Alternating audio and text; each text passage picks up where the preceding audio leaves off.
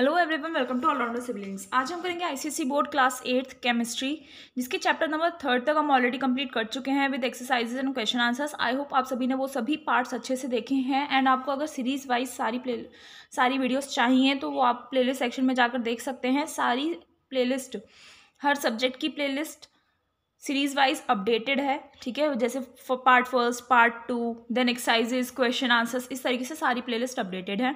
तो ध्यान से देखिए, समझिए। आपको कुछ डाउट आता है तो आप हमसे कमेंट सेक्शन में पूछ सकते हैं। एंड ये चैप्टर नंबर 4 है एटॉमिक स्ट्रक्चर, वो हम आज स्टार्ट करने वाले हैं। ये फर्स्ट पार्ट है, तो ध्यान से समझिए एटॉमिक स्ट्रक्चर क्या होता है और इसके बारे में हम देखते हैं क्या क्या पढ़ेंगे इस पूरे चैप्टर में। तो वीडियो को लाइक कीजिए, शेयर कीजिए अपने फ्रेंड्स, क्लासमेट्स के साथ और उन सभी स्टूडेंट्स के साथ जो 8th क्लास में आने वाले हैं, ताकि उन्हें भी बेनिफिट्स मिल सकें, ठीक है। तो चलिए चैप्टर स्टार्ट करते हैं। Chapter number 4 atomic structure. इस चैप्टर में हम क्या क्या पढ़ेंगे? फंडामेंटल सब एटॉमिक पार्टिकल्स क्या होते हैं वो पढ़ेंगे, डाल्टन की एटॉमिक थ्योरी पढ़ेंगे, discovery of electrons, protons and neutrons, इनकी डिस्कवरी कैसे हुई ये पढ़ेंगे, एटॉमिक मॉडल्स पढ़ेंगे, atomic number and mass number क्या होता है, इन्हें कैसे निकालते हैं वो सब पढ़ेंगे, एंड इलेक्ट्रॉनिक कॉन्फ़िगरेशन पढ़ेंगे, ठीक है।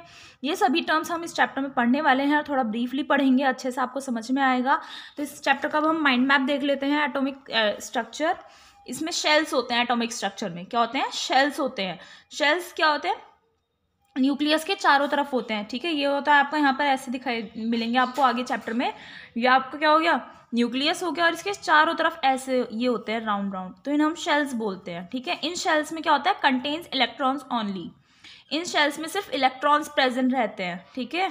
इस तरीके से आप इन्हें रिप्रेजेंट करते हैं। इन शेल्स में सिर्फ इलेक्ट्रॉन्स रहते हैं एंड ये सेंटर वाला आपका इलेक्ट्रॉन नहीं होगा, यहाँ पर ये होगा आपका न्यूक्लियस, जो बनता है आपका प्रोटॉन्स एंड न्यूट्रॉन्स से मिलकर, ठीक है। वो हम पूरा चैप्टर में अच्छे से पढ़ेंगे। यहाँ पर आपको इंट्रोडक्शन दे रही हूँ बस।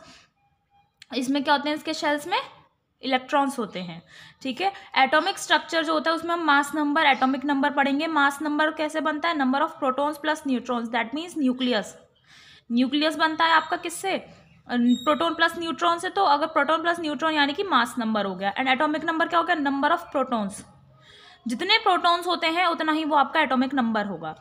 आप मास नंबर को रिप्रेजेंट करते हो कैपिटल ए से एंड एटॉमिक नंबर रिप्रेजेंट करते हो आप कैपिटल जेड से। फिर यहाँ पर आपको न्यूक्लियस के बारे में बताया हुआ है।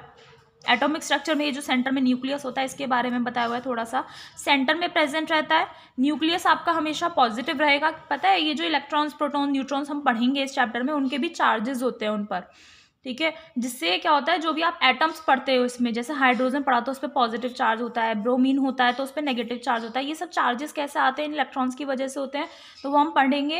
एंड न्यूक्लियस वो आपका पॉजिटिव होता है हमेशा।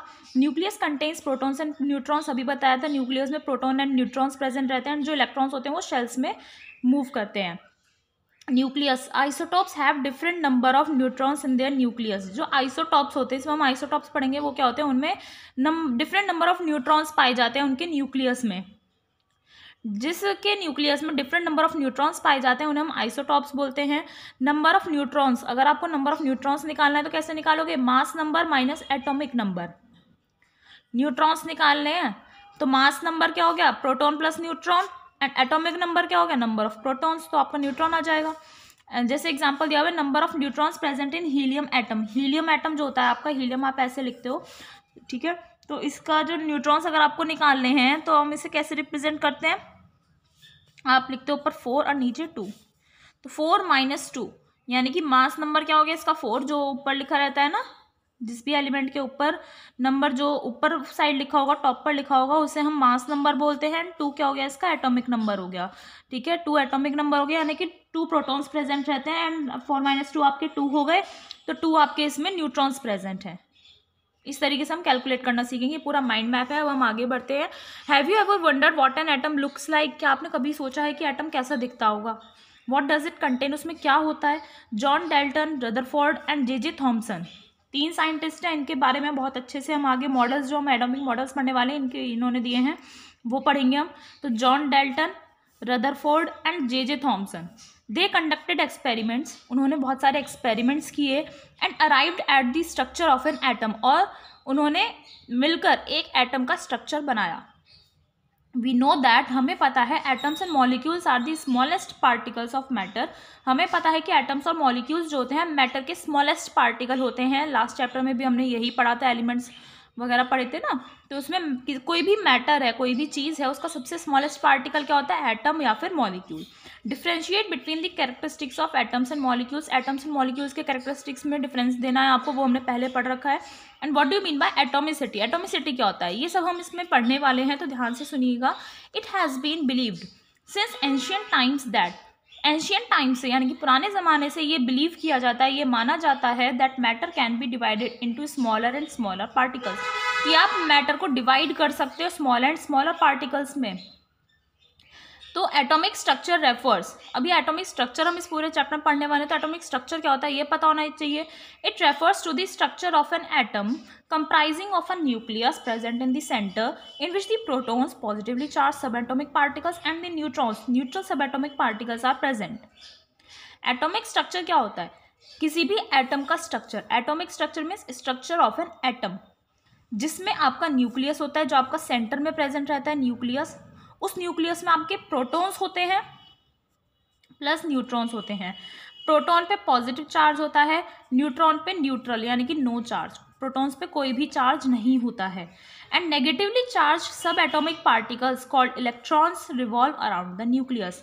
और जो नेगेटिवली चार्ज सब एटॉमिक पार्टिकल्स होते हैं, जिन्हें हम इलेक्ट्रॉन्स बोलते हैं, वो न्यूक्लियस के चारों तरफ क्या करते हैं? रिवॉल्व करते हैं शेल्स में। बताया था, यही चीज़ बताई थी।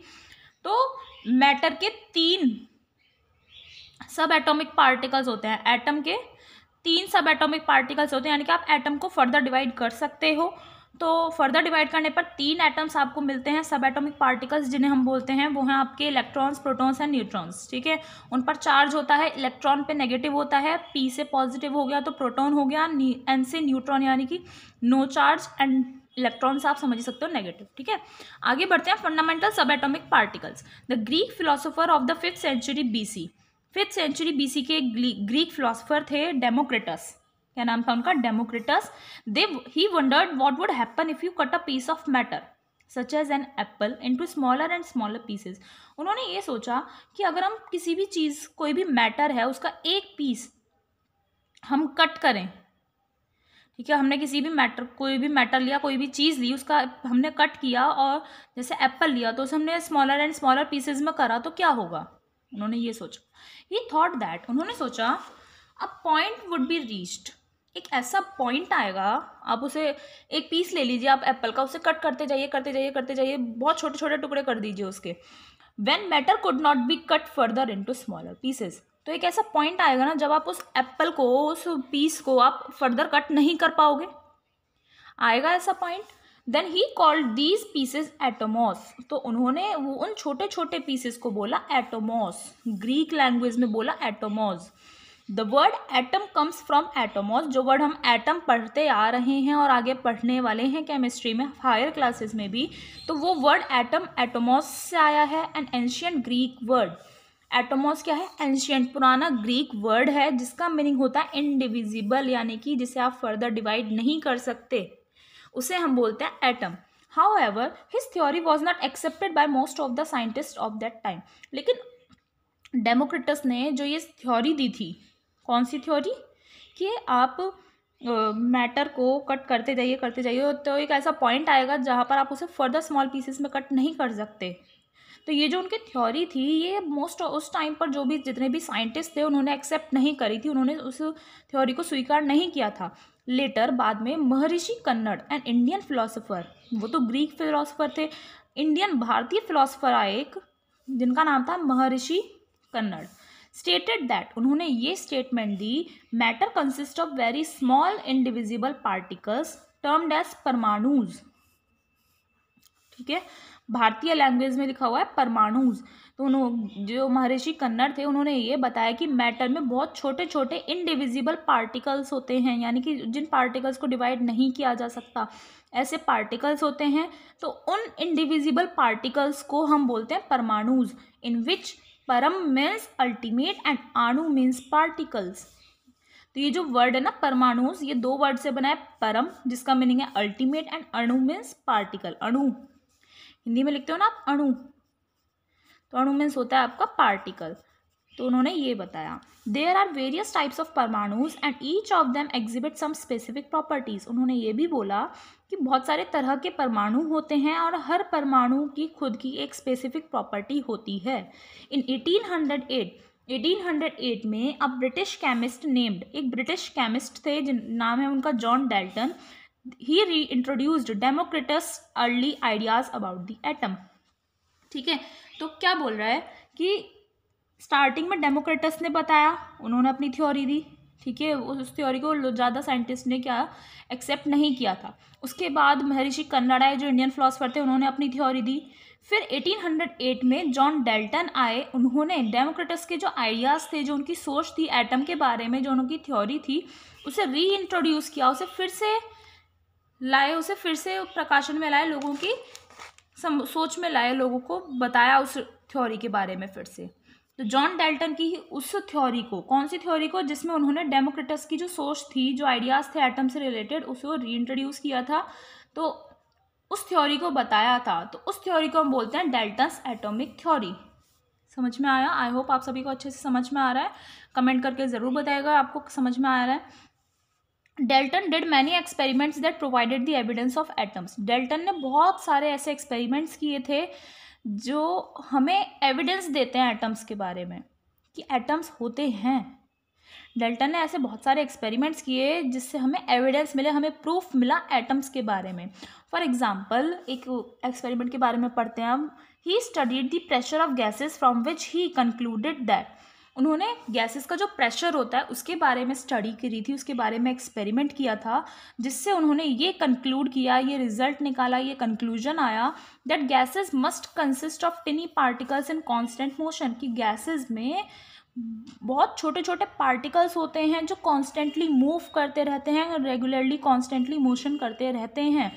ही ऑल्सो रिसर्च्ड, और क्या एक्सपेरिमेंट किया था, the properties of compounds, compounds की प्रॉपर्टीज पर भी उन्होंने रिसर्च करी थी। एंड शोड दैट, और उन्होंने उसमें ये बताया, ये प्रूफ किया, a compound always consist of atoms of the same elements combined together in a fixed ratio.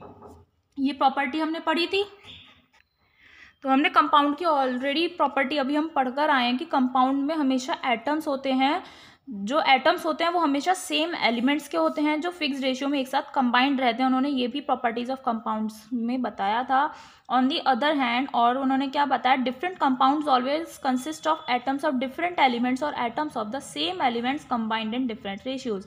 और दूसरी तरीके से हम और क्या कह सकते हैं, अगर डिफरेंट कंपाउंड्स लें तो उनमें एटम्स जो होते हैं उस एटम्स के डिफरेंट एलिमेंट्स होते हैं, डिफरेंट एटम्स होते हैं सेम एलिमेंट के, या फिर है ना, जो डिफरेंट रेशियोज में कंबाइंड रहते हैं। He concluded that this can happen only, उन्होंने ये कंक्लूजन निकाला कि ऐसा इसलिए हो सकता है, कब होगा, जब if the elements are made of tiny particles that can combine in variety of ways. ऐसा तभी होता है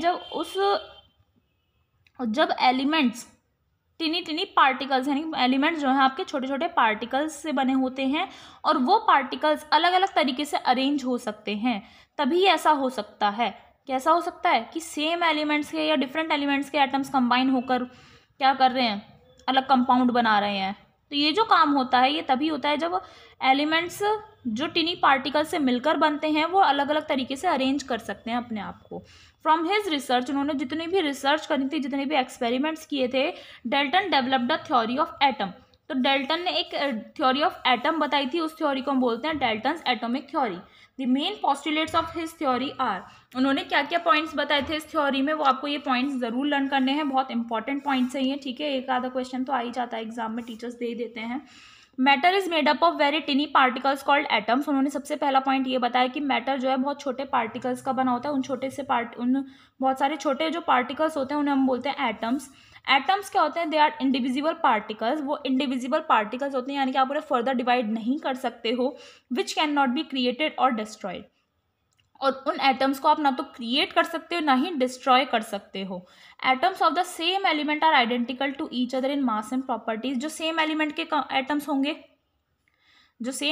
एटम्स होंगे उन वो सभी मास और प्रॉपर्टीज में आइडेंटिकल होंगे। कॉमन सेंस की बात है नहीं? कैसे, जैसे दाल ले लो, उसका एक दाना ये ले लो, एक ये ले लो, एक ये ले लो, तीनों सेम ही तो रहेंगे। तो ऐसे ये बोल रहा है। For example, all hydrogen atoms have the same mass and shows the same properties. जितने भी हाइड्रोजन एटम्स होंगे वो सभी, उनका मास सेम होगा और वो सेम प्रॉपर्टी शो करेंगे। दूसरा पॉइंट बोला अगला उन्होंने, एटम्स ऑफ डिफरेंट एलिमेंट्स। अब इसका अपोजिट बोल दिया, सेम एलिमेंट है तो सेम मास एंड प्रॉपर्टी रहेगा, अगर डिफरेंट एलिमेंट्स हैं तो उनके मास एंड प्रॉपर्टीज भी ऑलरेडी कॉमन सी बात है डिफरेंट रहेंगे। The atoms of oxygen, oxygen के एटम है उनका डिफरेंट मास है, डिफरेंट प्रॉपर्टी है as compare to hydrogen atom. Simple सी बात है ना।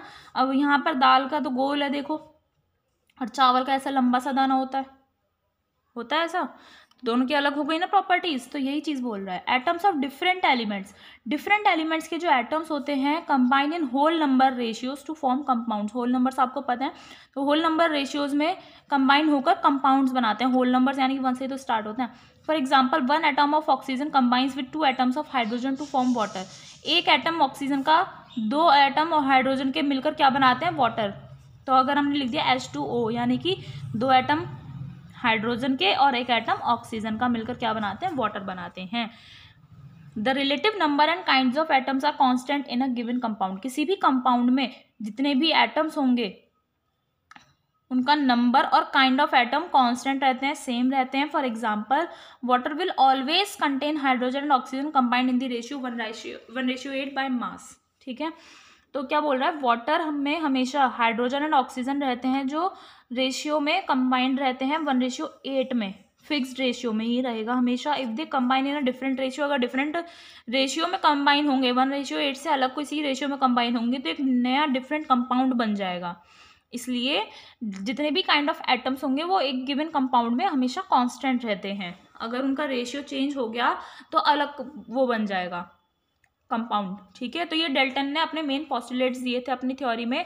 आगे बोल रहा है later on with further studies, ये थ्योरी देने के बाद उन्होंने जब आगे और फर्दर रिसर्च किया, it was found that atoms of the same element can have a different mass and properties. आगे जब उन्होंने और रिसर्च करी तो ये पाया कि जो सेम एलिमेंट्स के एटम्स होते हैं उनके डिफरेंट मास एंड प्रॉपर्टीज भी होते हैं। Such atoms are called isotopes. Isotopes बताया था क्या, डिफरेंट नंबर ऑफ न्यूट्रॉन्स। क्या ये पाया गया जो सेम एलिमेंट के एटम्स होते हैं उनके डिफरेंट मास एंड प्रॉपर्टीज भी होती हैं। क्या सेम एलिमेंट के एटम्स के डिफरेंट मास एंड प्रॉपर्टीज भी होती हैं, उन एटम्स को हम बोलते हैं isotopes. It was also discovered, और ये भी देखा गया that an atom is divisible, कि आप एटम को फर्दर डिवाइड कर सकते हो, और फर्दर डिवाइड करने पे 3 सब एटॉमिक पार्टिकल्स हमें मिलते हैं जो है आपका इलेक्ट्रॉन, प्रोटॉन्स एंड न्यूट्रॉन्स। इन्हीं एलिमेंट्स के बारे में अब हम पढ़ेंगे कि ये कैसे इनकी डिस्कवरी हुई, किसने करी, वो हम पढ़ेंगे। तो सबसे पहले हम पढ़ते हैं डिस्कवरी ऑफ इलेक्ट्रॉन्स। इलेक्ट्रॉन्स की डिस्कवरी कैसे हुई। The next major advancement in the history of the atom was the discovery of electrons. Atom की हिस्ट्री में अगला जो मेजर जो एडवांसमेंट आया, मेजर जो चेंज आया, वो थी discovery of electrons. These were the first subatomic particles to be discovered in 1897 by a British scientist named J.J. Thomson. तो ये जो सबसे पहला जो सब एटॉमिक पार्टिकल जो डिस्कवर किया गया, जो खोजा गया, वो 1897 में खोजा गया एक ब्रिटिश साइंटिस्ट के द्वारा जिनका नाम था J.J. थॉमसन। इलेक्ट्रॉन की खोज किसने करी, J.J. थॉमसन ने करी, जो एक ब्रिटिश साइंटिस्ट थे। 1897 में उन्होंने ये खोज करी थी। J.J. थॉमसन, उन्होंने क्या किया, he constructed a glass tube which was partially evacuated by pumping most of the air out of the tube. उन्होंने क्या किया, J.J. थॉमसन ने एक ग्लास ट्यूब बनाई, ठीक है, और उस ग्लास ट्यूब में क्या करा, पार्शियली इवैक्यूएट कर दिया, यानी कि उसमें हाफ ऑफ द एयर उन्होंने पंप आउट कर दी, ट्यूब से बाहर निकाल दी उन्होंने half air. Then he applied a high electrical voltage between the 2 electrodes. अब उन्होंने 2 इलेक्ट्रोड्स के बीच में एक हाई इलेक्ट्रिकल वोल्टेज लगा दिया एट आइदर एंड, और किसी भी एंड पर ऑफ द ट्यूब, यानी कि ट्यूब के दोनों तरफ उन्होंने क्या कर दिया, हाई वोल्टेज से उसे कनेक्ट कर दिया। देख रहे हो ना आप यहाँ पर, थॉमसन के डिस्चार्ज ट्यूब एक्सपेरिमेंट बोलते हैं इसे, तो Thomson's cathode ray discharge tube experiment. तो ये एक्सपेरिमेंट बहुत इंपॉर्टेंट है, ये डायग्राम आप समझ लीजिए। ये हाई वोल्टेज जनरेटर है, ये आपकी ट्यूब है जो उन्होंने बनाई थी, इसमें से हाफ ऑफ एयर उन्होंने इवैक्यूएट कर दी थी, निकाल दी थी यहाँ पर, यानी कि एयर आपकी लो प्रेशर पे थी। इस ट्यूब को बोलते हैं हम डिस्चार्ज ट्यूब, ठीक है। उन्होंने कनेक्ट कर दिया। He observed a stream of particles और rays coming out from the negatively charge electrode to the positively charge electrode. क्या बोल रहा है, अब जब उन्होंने कनेक्ट करने के बाद उन्होंने एक स्ट्रीम ऑफ पार्टिकल्स, एक रे देखी। वो रे आपकी नेगेटिवली चार्ज्ड कैथोड इलेक्ट्रोड्स तो आप समझते हैं। तो ये जो इलेक्ट्रोड था, इसे जो नेगेटिवली चार्ज होता है उसे हम कैथोड बोलते हैं, और जो पॉजिटिवली चार्ज होता है उसे हम एनोड बोलते हैं। तो जब उन्होंने कनेक्ट कर दिया तो एक स्ट्रीम ऑफ पार्टिकल्स उन्होंने इस ट्यूब में देखी। वो स्ट्रीम ऑफ पार्टिकल्स जो थी कैथोड से एनोड की तरफ जा रही थी, यानी कि नेगेटिव टू पॉजिटिव एरिया में जा रही थी, नेगेटिव से पॉजिटिव की तरफ। These raise were called cathode rays, और इन रेज को हम बोलते हैं कैथोड रेज, क्योंकि कैथोड से ओरिजिनेट हो रही है। कैथोड वाली ट्यूब से, कैथोड से क्या हो रही है, ओरिजिनेट हो रही है, स्टार्ट हो रही हैं और नेगेटिव वाले पर, पॉजिटिव वाले पर जा रही हैं, इसलिए हम बोलते हैं उन्हें कैथोड रेज। और इस पूरी ट्यूब को हम डिस्चार्ज ट्यूब तो बोलते ही हैं, बट वो कैथोड रेस उसमें आ रही थी, इसलिए हम उस ट्यूब को बोलते हैं कैथोड रे ट्यूब। ओके, ये आपका यहाँ पर देख रहे हो ना, 2 वैक्यूम पंप, यहाँ से पंप कर के हवा निकाल ली गई थी। तो आपको, आई थिंक आपको ये पूरा टॉपिक समझ में आ गया होगा। आगे देखिए क्या बोल रहे हैं। Sir J Thomson conducted many experiments to study the properties of cathode rays. अब ये जो इसमें कैथोड रेज आती थी, इनकी प्रॉपर्टीज पढ़ने के लिए, इनके फीचर्स देखने के लिए जे थॉमसन ने उसके अंदर भी बहुत सारे एक्सपेरिमेंट्स किए। Some of the observations and findings from these experiments are, कुछ उन्होंने क्या एक्सपेरिमेंट किए, कुछ फीचर्स यहाँ पर आपको बताए जा रहे हैं। सबसे पहला है these rays cast a shadow of any object that is placed in between the anode and the cathode. This shows that the cathode rays travel in a straight line. सबसे पहली प्रॉपर्टी है कि कैथोड रे आपकी straight line में travel करती है। क्यों? These rays cast a shadow of any object that is placed in between, ठीक है, द एनोड एंड कैथोड। ये जो इधर कैथोड और इधर एनोड था, ठीक है, कैथोड ये रहा आपका, एनोड ये रहा। तो अगर उन दो कैथोड और एनोड के बीच में आपने कोई ऑब्जेक्ट रख दिया तो उसकी शेडो आप वहां पर देख सकते हैं। पीछे शेडो तो पीछे बनती है, ठीक है। तो उन्होंने क्या किया था, ये जो कैथोड और एनोड का उन्होंने पूरा सेटअप बनाया था, उस कैथोड और एनोड के बीच में क्या रख दिया उन्होंने, एक मेटल का क्रॉस रख दिया। तो जब रेस पास हुई तो रेस पास होने पर क्या हुआ, उसकी बैक में शेडो बनी मेटल क्रॉस की। तो हमें इस एक्सपेरिमेंट से पता पड़ा कि कैथोड रेज आपकी स्ट्रेट लाइन में ट्रैवल करती हैं। Cathode rays cast shadows of the objects placed in their path. उनके रास्ते में जो भी ऑब्जेक्ट्स रखे जाते हैं तो वो कैथोड रेज क्या कर देती हैं, उन ऑब्जेक्ट की शेडो बना देती हैं। तो पहली प्रॉपर्टी आपकी यही थी। नेक्स्ट प्रॉपर्टी देखिए, these rays are attracted towards the positive plate when an external electric field is applied. जब एक्सटर्नल इलेक्ट्रिक फील्ड लगा दिया, ठीक है, इलेक्ट्रिक फील्ड लगा दिया पॉजिटिव एक तरफ नेगेटिव, तो ये जो रेज आ रही थी ना, ये पॉजिटिव की तरफ अट्रैक्ट हो रही थी, पॉजिटिव वाले इलेक्ट्रिकल फील्ड की तरफ अट्रैक्ट हो रही थी, जिससे हमें पता पड़ा कि इन रेज में नेगेटिवली चार्ज पार्टिकल्स होते हैं। क्योंकि आपने पढ़ रखा है फिजिक्स में भी कि सेम चार्जेस होंगे तो वो एक दूसरे से दूर भागेंगे। तो देख रहे हो ना, कैथोड में नेगेटिवली चार्ज पार्टिकल्स थे। कैसे पता पड़ा? क्योंकि जब हमने इलेक्ट्रिकल फील्ड रखा तो वो पॉजिटिव की तरफ अट्रैक्ट हो रही थी। अट्रैक्ट तो उसी तरफ होती है जिसकी तरफ उसे अपोजिट साइन मिलता है, इस तरफ तो नहीं, कहीं नेगेटिव की तरफ। तो हमें ये पता पड़ा कि जो कैथोड रेज होती हैं उनमें नेगेटिवली चार्ज पार्टिकल्स होते हैं। थर्ड प्रॉपर्टी क्या है? थर्ड प्रॉपर्टी है these raise rotate a light pedal kept in between the cathode and anode. Cathode and anode के बीच में अगर हम एक लाइट पैडल रख दें, हल्का सा पैडल रख दें, पैडल व्हील होता है ना, छोटा सा हल्का सा पैडल व्हील रखते हैं अगर हम कैथोड एंड एनोड के बीच में, तो वो उसे रोटेट करवा देती हैं वो rays. This shows that these rays are made up of material particles which possess energy. ये एक्सपेरिमेंट हमें ये बताया कि इन रेज में, ये जो रेज होती हैं वो मटेरियल पार्टिकल्स से मिलकर बनती हैं और उन मटेरियल पार्टिकल्स में एनर्जी होती है। तो ये थर्ड प्रॉपर्टी है किसकी? कैथोड रेज की।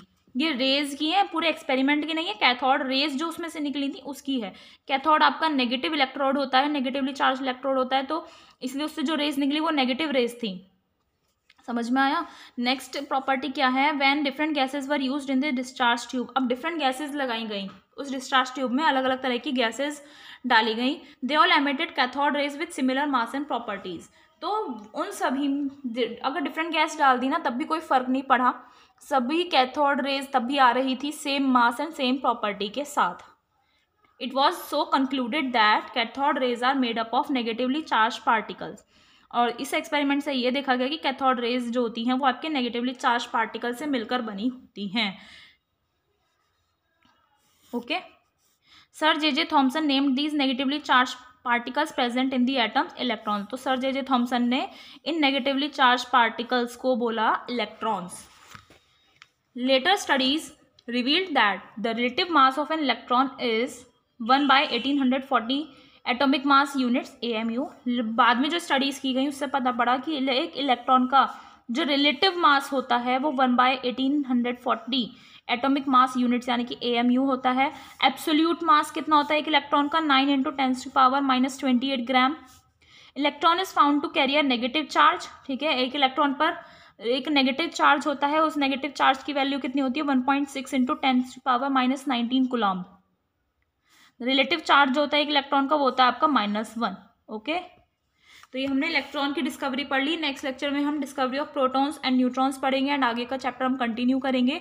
तो प्लीज़ वीडियो को लाइक कीजिए, शेयर कीजिए अपने फ्रेंड्स क्लासमेट्स के साथ और चैनल को सब्सक्राइब करना ना भूलें अगर आप हमारे चैनल पर पहली बार आए हैं, और बेल आइकन ज़रूर प्रेस कीजिएगा ताकि आपको लेटेस्ट अपडेट्स मिलते रहें। मिलते हैं नेक्स्ट वीडियो में नेक्स्ट लेक्चर के साथ। Thank you.